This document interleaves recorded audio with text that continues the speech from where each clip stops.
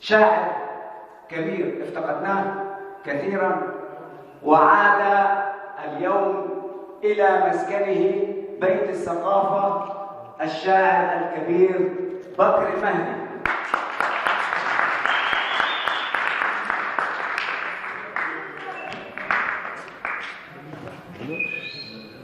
بسم الله الرحمن الرحيم. شجر الرغبة يسكن في الشريان، أما الشهيد هي فرقة سوهاج فإنه يسكن في جفون الكلمات. 4 حروف شغلن فؤادي، أفكر فيهن فيجافيني الرقاد. شين فهاء ثم ياء ثم داء الحياة فضل من الرحمن.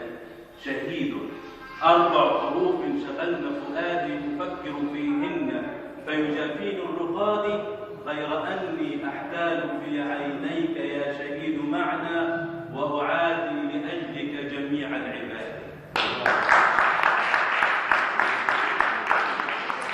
عشان أنا من البلاميج يعني منطقة صحراوية فكلنا حجارة يعني. بس مش حجارة في الدماغ، حجارة في الإيد. قال عرفت بس اضحك عليه. إنا أعطيناك الحجر فتوشح باللهب وتوضأ بالغضب. كن إعصارا، كن موتا، كن كفا، وصلي في محراب الوطن. شكرا.